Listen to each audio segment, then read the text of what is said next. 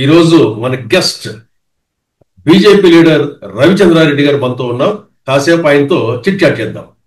ఈ programme chit chat with BJP Ravichandra Reddy పేరు మీద నడుస్తుంది. ఇప్పుడు రవిచంద్రారెడ్డి గారితో మాట్లాడదాం. నమస్తే రవిచంద్రారెడ్డి గారు. నమస్కారం లోత్ గారు. ఏంటి రవిచంద్రారెడ్డి గారు, గత 2 రోజుల క్రితము ఏబిఎన్ డిబేట్ లో మీరు హాట్ గా కొన్ని వ్యాఖ్యలు చేస్తూ వచ్చారు. వైసీపీ మీద, సజ్జల రామకృష్ణారెడ్డి గారి మీద కొంచెం హాట్ గా, కొంచెం అగ్రెసివ్ గా మాట్లాడారు. ఎందుకంటే మీరు వైసీపీలో మాజీ లీడర్ కాబట్టి. అట్లాగే మీ వైసీపీ పార్టీ ఏదో ఇబ్బందులు ఎదుర్కొంటున్న ఆవేదన మీలో కనబడతా ఉంది. అసలు వైసీపీ పార్టీలో ఏం జరుగుతుంది రవిచంద్రారెడ్డి గారు? సార్, ముఖ్యంగా వైసీపీ గురించి చర్చించాల్సిన అవసరం నాకైతే ఇదమిద్దంగా లేకపోయినప్పటికీ, ఒక బీజేపీ ప్రతినిధిగా ఏబిఎన్ డిబేట్ లో 2 days బ్యాక్ కూర్చున్నప్పుడు వాళ్ళు తీసుకున్న అంశం ఏదైతే డిబేటబుల్ అంశం, భారతి మేడం గారు రాజకీయాల్లోకి ఎంట్రీ ఇస్తున్నారు, వైఎస్ఆర్సీపీ పార్టీ యొక్క బాధ్యతలు తీసుకుంటున్నారు, దాని మీద మీ అభిప్రాయం ఏంటి, ఎందుకు వచ్చింది ఈ పరిస్థితి, అంటే జగన్మోహన్ రెడ్డి గారు జైలుకి వెళ్ళడం ఖాయమైనంతేనా, అందుకే ఆమె నేరుగా రంగంలోకి దిగుతున్నారా, మరి ఉన్న పరిస్థితుల మీద విస్తృతంగా ప్యానలిస్టులతో డిబేట్ పెట్టారు. ఆ ప్యానలిస్ట్ లో వాసిరెడ్డి పద్మ గారు ఉన్నారు, ఇంకోరు విద్యాసాగర్ గారు ఉన్నారు, నేనున్నాను. శ్రీ వెంకటకృష్ణ గారు సంధించిన ఈ ప్రశ్నల నేపథ్యంలో ముఖ్యంగా నేను పూర్తిగా అవగాహనతో, ఏదైతే ఆ పార్టీలో సుదీర్ఘంగా ఉండి వచ్చిన వాడిగా, చాలా దగ్గరగా జగన్మోహన్ రెడ్డి గారికి నమ్మకంగా ఉన్న వ్యక్తిగా, ఉండి వచ్చిన వ్యక్తిగా, మరి భారతి మేడం గారికి పరిచయం ఉన్న వ్యక్తిగా, గతంలో ఆమె నాకు చేసిన మేలును కూడా మీడియా ముఖంగానే ఎకరువు పెట్టా, నాకు చైర్మన్ పోస్ట్ ఇప్పించడంలో మేడం గారి సహకారం ఉందని. అలాగే జరుగుతున్న పరిణామాలు, సార్ నేను కాంగ్రెస్ పార్టీలో ఉన్నా, దాని తర్వాత వైఎస్ఆర్ కాంగ్రెస్ పార్టీలో ఉన్నా, దాని తర్వాత నేను ఈరోజు బీజేపీలో ఉన్నా.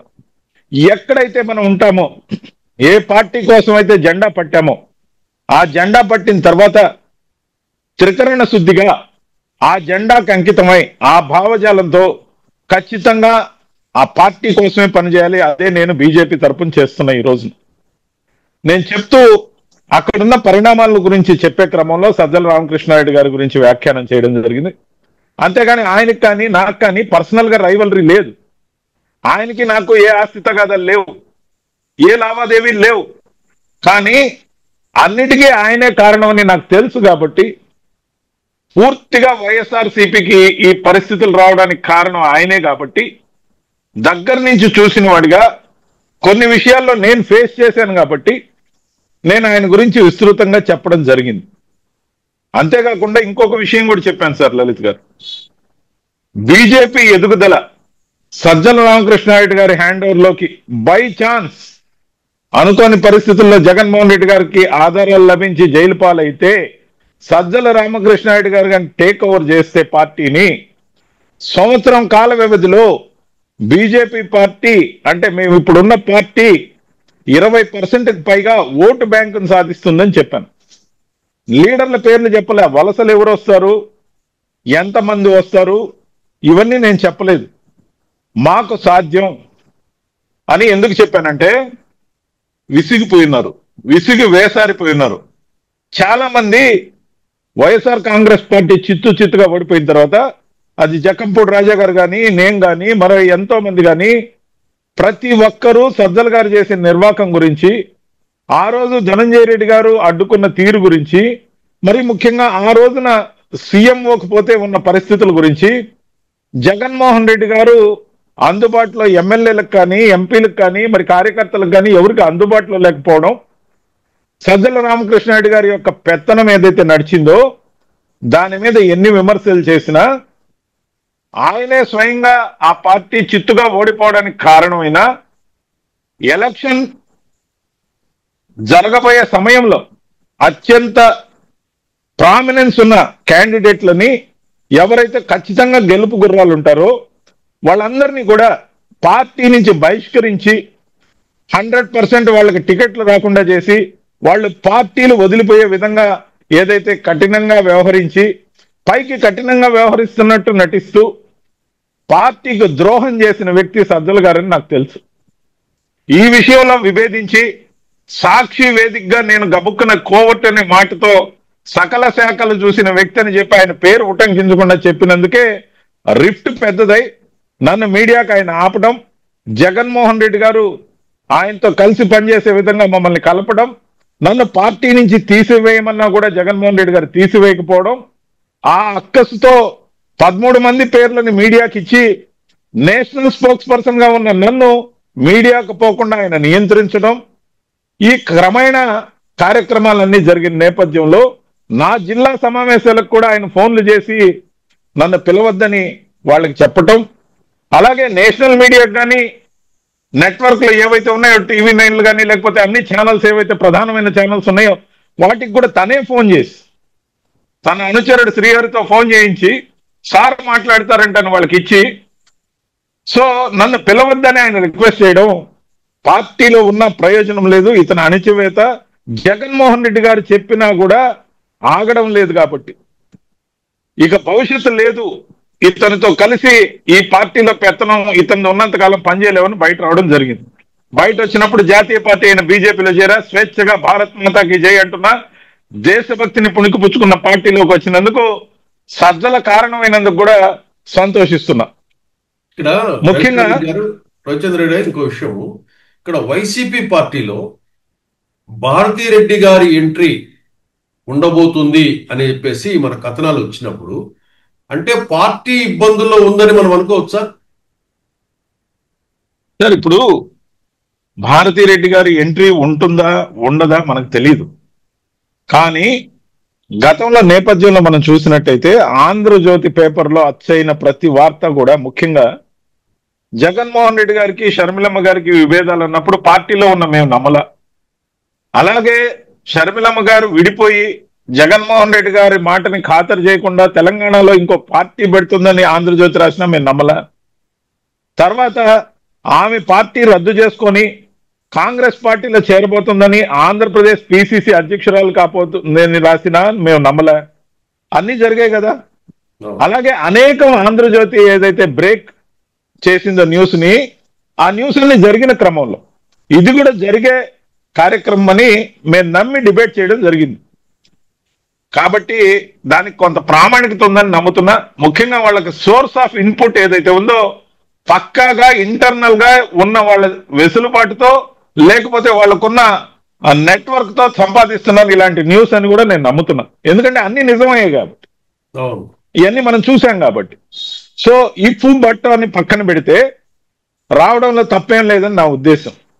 ఏ రోజైనా మహిళలు భర్తకి కానీ కొడుకుకి కానీ లేకపోతే తండ్రికి కానీ సహకరించడం మనం అనేక సార్లు చూసాం, ఇదేం కొత్త కాదు.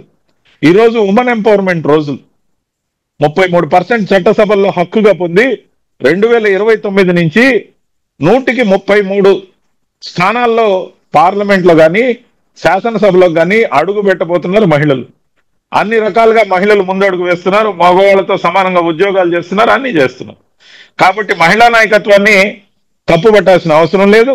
ముఖ్యంగా సహజంగా ఏ నాయకుడి భార్య అయినా కూతురైనా కొడుకైనా మరి ఎవరైనా కూడా రాజకీయాల్లో సుదీర్ఘంగా పనిచేస్తున్నప్పుడు వాళ్ళకి ఆ భావజాలంతో పాటు నాయకత్వ లక్షణాలతో పాటు పార్టీ పనులు చేయడం అలవాటైపోయి ఉంటుంది. ఆ అలవాటైన క్రమంలోనే నారా భువనేశ్వరి గారు కుప్పం నియోజకవర్గాన్ని పర్యవేక్షించిన, ప్రచారానికి వెళ్ళిన, అలాగే భారతి గారు పులివెందుల ప్రచారానికి వెళ్ళిన, పనులన్నీ చేసిన, భర్తలు రాష్ట్రం అంతా చుట్టబెడుతున్న క్రమంలో భార్యలు నియోజకవర్గాన్ని చక్కబెట్టే కార్యక్రమంలో వాళ్ళు ఎప్పుడో రాజకీయాల్లోకి వచ్చేశారు. జెండా పెట్టారు, ప్రచారం చేశారు, ఓట్లు అడిగారు, ఏ గుర్తో చెప్పారు, ఏ పార్టీ చెప్పారు, భర్తకి ఓటు ఎందుకు వేయాలో చెప్పారు, కాబట్టి కొడుక్కి ఏ విధంగా ఓటు వేయాలో విజయలక్ష్మి గారు చెప్పారు, అలాగే అన్నకు ఓటు ఎందుకు వేయాలో షర్మిలమ్మ గారు చెప్పారు. కాబట్టి మహిళా నాయకత్వాలు ముఖ్యంగా కూడా ఇంకొంత ప్రభావశీలంగా ఉంటాయి, ఇంకొంత బాధ్యతాయుతంగా ఉంటాయని నేను నమ్ముతాను. ముఖ్యంగా పురంధేశ్వరి గారు కూడా ఎన్టీఆర్ తనయుగా బీజేపీ అధ్యక్షురాలుగా పార్టీని ఇదమిద్దంగా ముందుకు తీసుకెళ్లడంతో పాటు మొన్నటి ఎలక్షన్లో బీజేపీని మరింత బలపరిచి ఆమె ముఖ్యంగా విజయాన్ని సాధించి పెట్టి వెళ్ళారు కూటమి తరపునే. కాబట్టి దాన్ని ఈ రోజు మాధవ్ గారు మరింతగా బీజేపీని ముందుకు తీసుకెళ్తున్నారు. 26 జిల్లాల్లో సారథ్యం సభలు పెట్టారు, కొత్త కమిటీలు వేశారు. బీజేపీ జెండా ప్రతి జిల్లాలో ఈ రోజు రెపరెపలాడిస్తూ కార్యక్రమాలు నిరంతరం చేస్తున్నాం. కాబట్టి మహిళల నాయకత్వంకి ఇఫ్ అండ్ బట్ లో వచ్చిన ఈ ప్రశ్న ఏదైతే ఉందో తప్పేం కాదంటాను. కానీ ఈ పరిస్థితి ఎందుకు వచ్చింది? లిక్కర్ స్కామ్ యొక్క ఆధారాలు బలపడుతూ అనేక కార్యక్రమాలతో పాటు అనేక మంది షెల్ కంపెనీల విషయాలు బయటపడుతుండడం, ఆ షెల్ కంపెనీల ద్వారా అవి తాడేపల్లి ప్యాలెస్ ను చుట్టుముట్టబోతున్నాయని అదని ఇదని మీడియాలో అనేక కథనాలు. సో ఈ కథనాల నేపథ్యంలో వచ్చిన ఈ వార్తకు ప్రాముఖ్యత ఉంది. కాబట్టి ఒకవేళ ఇలా జరిగితే ఇలా జరగచ్చు. అంతేకాదు ఇప్పటికే కార్యవర్గంలో కానీ వైఎస్ఆర్సీపీలో ఉన్న నా మిత్రులు కానీ చెప్పేదాన్ని బట్టి ప్రతి విషయంలో ఆయన్ని విభేదిస్తూ ఉన్నా కూడా ఆయనే అంతా తానై ఏదైతే ఒళ్ళంతా పూసుకుని పార్టీ అంతా నాదే అనే విధంగా పెత్తనం చేస్తున్నాడో దానికి చెక్ పెట్టే టైం వచ్చిందని చెప్తూ ఉండడం వల్ల నాకు లభించిన సోర్స్ కూడా ఉంది. ఈ మధ్య అమరావతి గురించి కూడా అక్కడ కాదు ఇక్కడే కట్టండి అన్నట్టుగా ఆయన ఒక కాంక్లేవ్ కి ఏ స్థాయిలో అటెండ్ అయ్యాడో తెలియదు. కానీ పక్కన బొగ్గన రాజేంద్రనాథ్ రెడ్డి గారు ఉన్నారు, ఆయన చాలా హుందాగా కొంచెం నిర్మాణాత్మకంగా మాట్లాడారు. కానీ ఈయన వివాదాస్పదంగా మాట్లాడినప్పుడు ఒకవైపు రాష్ట్ర ముఖ్యమంత్రి చంద్రబాబు నాయుడు గారు మాట్లాడితే మరో ఒకవైపు వైఎస్ఆర్సీపీని రిప్రజెంట్ చేస్తూ సజ్జల గారు మాట్లాడితే దానికి ఏం శాంక్టిటీ అని మనం అనుకోవాలి? ఆయనే సర్వం సహా అనుకోవాలనా? ఆగస్టు 15 రోజు కూడా ఆయనే ఫ్లాగ్ హాయిస్టింగ్ చేస్తే ఏం మెసేజ్ పోతుందనే ఆలోచన కూడా లేకుండా, ఒకవేళ రాష్ట్ర అధ్యక్షుడు అందుబాటులో లేకపోతే ఒక వికలాంగుడికో ఒక దళితుడికో ఇచ్చి దేశీయ జెండాని ఆ రోజు ఎగరగించుంటే చాలా సముచితంగా ఉండేది. కానీ అలా చేయరు. ఎందుకంటే ఆ సీటు ఏ రోజుకైనా నాదే అనే ఆలోచన సజ్జల రామకృష్ణారెడ్డి గారిది. కాబట్టి నేను కక్షపూరితంగా ఈ మాట చెప్పడంలే. ఆయన ఎట్టి పరిస్థితుల్లో కూడా ఆయన పెత్తనాన్ని బలవంతంగా కూడా పార్టీ మీద రుద్దుతూనే ఉన్నారు, మొదటి నుంచి రుద్దుతున్నారు. ఈ రోజున పెద్దిరెడ్డి గారు ఉన్నారు, మిథున్ రెడ్డి గారు ఉన్నారు, అదే పెద్దిరెడ్డి గారు ఉన్నారు, మిథున్ రెడ్డి గారు ఉన్నారు, మరి సుబ్బారెడ్డి గారు ఉన్నారు, మొన్నటిదాకా విజయసాయి రెడ్డి గారు ఉన్నారు. ఎంతమంది ఉన్నా కూడా వీళ్ళందరూ కోఆర్డినేటర్సే కొన్ని జిల్లాలకి. కానీ వీళ్ళందరి మీద పెద్ద మొత్తం ఈయన ఏదైతే చీఫ్ కోఆర్డినేటర్ అని వేసుకోవడం, పార్టీని పూర్తిగా ఆయన చేతుల్లో పెట్టడం జగన్మోహన్ రెడ్డి గారి యొక్క బద్ధకానికి ఏమరిపాటుకి నిదర్శనం ఖచ్చితంగా. అంతేకాకుండా 33 మందితో పిఎస్సి మెంబర్లతో కమిటీ వేశారు.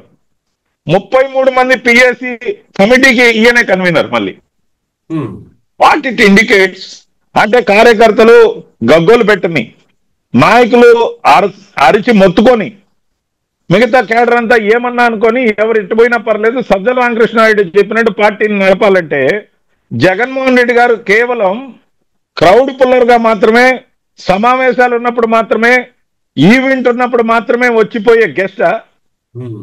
ఇది ప్రతి కార్యకర్తలో చర్చ జరుగుతుంది. None of our business as a BJP member గా. కానీ ఇప్పుడు మనం వీడియో చేస్తున్నది మన ఛానల్ కాబట్టి మనం ఈ విధంగా మాట్లాడుకునే స్వేచ్ఛ ఉంది. డిబేట్ లో ఇంత స్వేచ్ఛగా నేను మాట్లాడను, కానీ వచ్చిన అంశం మీద ఆ రోజు మాట్లాడడం జరిగింది.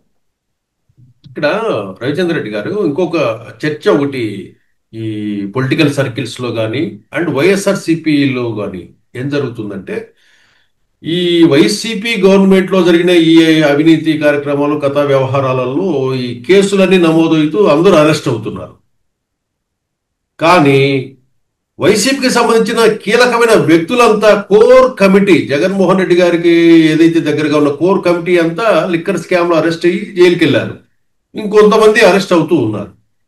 కానీ వైసీపీలో కీలకంగా వ్యవహరించిన సజ్జల రామకృష్ణారెడ్డి, అట్లాగే సజ్జల భార్గవరెడ్డి ఎవరైతే ఉన్నారో సోషల్ మీడియా ఇన్ఛార్జిగా వ్యవహరించిన వ్యక్తి, వీళ్ళెవరూ అరెస్ట్ కావటం లేదు. దీని వెనుకల ఏదైనా చంద్రబాబు నాయుడుతో కుమ్మక్కు జరిగిందా అనే చర్చ జరుగుతుంది. దీని గురించి మీకు తెలిసిన ఏదైనా వివరాలు ఉంటే చెప్పండి. నేను ఈరోజు చెప్పడం కాదు లలిత్ గారు, సాక్షి మీడియా వేదికగా లైవ్ డిబేట్ లో ఈయన కోవర్ట్ అని చెప్పాను. కోవర్ట్ అంటే మనతో ఉండి మన విషయాల్ని ఎదుటి పక్షానికి అనుకూలంగా మార్చే వ్యక్తిని కోవర్ట్ అంటారు. మీరు చూశారు, మీరు చూస్తున్నారు, చెవిరెడ్డి భాస్కర్ రెడ్డి గారు అరెస్టు, మిథున్ రెడ్డి గారు అరెస్టు, కృష్ణమోహన్ రెడ్డి గారు అరెస్టు, ధనంజయ రెడ్డి గారు అరెస్టు, ఆయనకు నలువైపులా నిల్చునే వాళ్ళందరూ అరెస్టు, అందరి మీద కేసులు, అందరి మీద అన్ని జరుగుతున్నాయి. అనేక మంది సోషల్ మీడియా యాక్టివిస్టులు రాష్ట్రాలు దాటిపోయినా, దేశం దాటిపోయి బయట నుంచి మళ్ళా లోపలికి వచ్చిన అందరూ అరెస్ట్ అయ్యారు కదా. సజ్జల భార్గవ రెడ్డికి సంబంధించి ఏదైతే అరెస్ట్ వారెంట్ వస్తుంది అనుకున్నప్పుడు హైకోర్టు దాకా పోయి అక్కడి నుంచి సుప్రీంకోర్టు దాకా పోతే బెయిల్ దొరకలేదు. అందుకని వచ్చి స్టేషన్లో వచ్చి విచారణ కొంతసేపు ఎదుర్కొని ఓన్లీ కొన్ని గంటలు మాత్రమే 2 సార్లు ఇప్పటికే అటెండ్ కావడం జరిగింది. అరెస్ట్ అయ్యారా? అరెస్ట్ కాలే. మరి నిన్న మొన్న పాపం చిన్న యాక్టివిస్ట్ గా ఉండి వీరాభిమాన్ గా వైఎస్ జగన్ కున్న సవీందర్ రెడ్డి కావలి నన్ను అన్న అంటూ పాపం చాలా అభిమానంగా ఉండేవాడు. దారిని పోతుంటే పట్టుకెళ్ళి అరెస్ట్ చేశారు, కానీ మళ్ళా వదిలిపెట్టినట్టున్నారు. సో నేను అనేది ఏంటంటే, ప్రతి ఒక్క సోషల్ మీడియా యాక్టివిస్ట్ ని అరెస్ట్ చేసినప్పుడు వర్ర రవీందర్ రెడ్డి నాకు చెప్పడం జరిగింది, నేను ఆయన పేరుతో రాసిచ్చి వచ్చాను, ఆయనే చేయించాడని, కాబట్టి నాకు న్యాయం జరగలేదు పార్టీలో అని చెప్పి బాధపడ్డప్పుడు ఇక మీద జాగ్రత్తగా ఉండి నోరు జారకుండా పనిచేసుకోమని, గుడ్డిగా అభిమానాలు పెంచుకోవద్దని, అవసరానికి ఎవరు అన్నం పెట్టే పరిస్థితి కూడా ఉండదని, కుటుంబం ముఖ్యమని, రాజకీయాల్లో సమ్మిధులు కావద్దని చెప్పడం జరిగింది. సో అంత జరిగిన తర్వాత కూడా సజ్జల భార్గవ రెడ్డి గారిని ఇంత గౌరవంగా ఎలా ట్రీట్ చేస్తున్నారు అనేది నాకున్న ప్రశ్న. పోలీస్ శాఖను అడుగుతున్నా, నేను ముఖ్యమంత్రి గారిని అడగను. ఎందుకంటే ముఖ్యమంత్రి గారు, ముఖ్యంగా మా కూటమి ముఖ్యమంత్రి, నేను అప్పీల్ చేస్తున్నా, సరైన ఎంక్వైరీ చేయండి. ఆ రోజున మార్ఫింగ్ లో ఆయన హస్తం ఉందని చెప్పి రాసిచ్చిన తర్వాత కూడా మీరు ఎందుకు పట్టు విడుపు ధోరణిలో ఉన్నారనేది నాకు అర్థం కాని విషయం అని పోలీస్ వ్యవస్థను అడుగుతున్నా. నెక్స్ట్, దాంతోపాటు సజ్జల రామకృష్ణారెడ్డి గారి మీద గట్టి ఎఫ్ఐఆర్ లేదు ఇప్పటి వరకు. అన్ని శాఖలు ఆయనే చూశాడని అన్ని మీడియాలు కోడై కూసాయి కదా. కనీసం ఒక్క శాఖకు సంబంధించిన దాంట్లో అయినా ఆయన మీద ఎంక్వైరీ ఉందా? అది మైన్స్ కావచ్చు, లిక్కర్ కావచ్చు, శాండ్ కావచ్చు, సిలికా కావచ్చు, మరి ఎన్నో రకాల విషయాలు. ముఖ్యంగా ల్యాండ్ స్కామ్ అయితే అలివిగాని స్కామ్. ముఖ్యంగా అలాంటి స్కామ్ లో కూడా ఎక్కడ కూడా ఒక్క దర్యాప్తు కూడా ఆయన మీద జరగడం లేదంటే, నేను ఆ పార్టీలోనే ఉండి సాక్షి మీడియాలో కూర్చొని కోవర్ట్ అని చెప్పింది మాటకి అర్థం ఉందని జగన్మోహన్ రెడ్డి గారికి ఎప్పటికి తెలుస్తుందో తెలియదు, కానీ ఖచ్చితంగా తెలియాలని అయితే నేను కోరుకుంటా. ఎందుకంటే ఎవరైనా సరే ఇల్లు చక్కబెట్టుకోకుండా ఈదులోకి వచ్చి పోరాటం చేస్తుంటే ఇంట్లో అగ్గి పెట్టేస్తారు వాళ్ళు. కాబట్టి ఖచ్చితంగా మేల్కొంటాడని నేను కోరుకుంటున్నా. అంటే ఆయన కొంతమంది అయితే అంటారు, అన్న పార్టీనైనా మూసేస్తారు, సజ్జల్ని తీసేస్తారా అన్న, నీ ప్రయాస వృధా. అంటే నాకేం ప్రయాస, నేను వచ్చేసాను బయట, మీరు జాగ్రత్త అని చెప్పడం జరిగింది. ముఖ్యంగా వ్యక్తిగతంగా ఎటువంటి ద్వేషం లేనప్పటికీ, ఒక దగ్గర మనం ఒక సంస్థలో ఉంటాం, అది సాఫ్ట్వేర్ సంస్థ కావచ్చు, ఫ్యాక్టరీ కావచ్చు, లేకపోతే ఇంకోటి కావచ్చు, ఆఫీస్ కావచ్చు. మరి మన సహచరుడు ఎవరైనా మన సంస్థని అన్యాయం చేస్తూ తగలెట్టేస్తాడు అనుకుంటే మనం పారిపోవాలా, లేకపోతే ఆ విధంగా చేయకుండా ఆపాలా? నేను పారిపోయి బయట వచ్చా, వీలు కాదని వచ్చా. కాబట్టి ఖచ్చితంగా కూడా అలాంటి డేంజర్ ఉన్నప్పటికీ ఈ రోజు జరిగిన సమావేశంలో కూడా ఫ్రంట్ రోలోనే సుబ్బారెడ్డి గారి పక్కనే సుఖాసీనుడై కూర్చుని ఉన్నారు. ముచ్చటగా ఉన్నారు, మంచిదే. కానీ ఆయన అక్కడ లేకుండా కూడా ఆయన సేవలు ఉపయోగించుకోవచ్చు. ఈ మాత్రం లౌక్యం చేతగాని రాజకీయ పార్టీ జనాల్ని ఎలా ఒప్పిస్తుంది? కార్యకర్తలను ఒప్పించలేని పార్టీ, నాయకుల్ని మెప్పించలేని పార్టీ, ఒక వ్యక్తి మీద ఇంత దుర్మార్గమైన ఆరోపణలు వస్తున్నప్పుడు ఆ వ్యక్తి సేవలే కావాలనుకుంటే బ్యాక్ డోర్ నుంచో ఇంట్లో కూర్చోబెట్టుకోనో ఆఫీసులో కాకుండా పని చేయించుకోవచ్చు. కానీ ఎందుకంత మొండి పట్టుదల అంటే, మీ కార్యకర్తల అభిప్రాయాలకి, మీ నాయకుల అభిప్రాయాలకి మీ దగ్గర ఒక పైసా కూడా విలువ లేదనేది జగన్మోహన్ రెడ్డి గారు తీసుకుంటున్న నిర్ణయాలను బట్టి కనపడతా ఉంది. ఆయన ఇష్టం, ఆయన పార్టీ, వ్యక్తిగతంగా ఆయన పార్టీ కాబట్టి. కానీ ఈ రోజు ఆయన పార్టీలో ఆయనే గెస్ట్. ఆయన వచ్చినప్పుడు మాత్రమే ఆయన ఓనర్, మిగతా అప్పుడంతా సజ్జల గారే ఓనర్. ఓనర్. ఓకే. కాబట్టి ఎవరు కూడా ఏం చేయలేని పరిస్థితి దుస్థితి. మేమైతే చాలా సంతోషంగా ఉన్నాం. కూటమికి కావాల్సిన విధంగా మళ్ళీ మళ్ళీ గెలిచే అవకాశాలు మాకు తొందరగా వస్తాయి. ముఖ్యంగా బీజేపీ ఎదుగుదల రాబోయే రోజుల్లో 20% ఓట్ బ్యాంక్ ను ఒక సంవత్సరం కాలంలోనే సాధిస్తామని మేము అనుకుంటున్నాం. Okay, thank you very much Ravindra.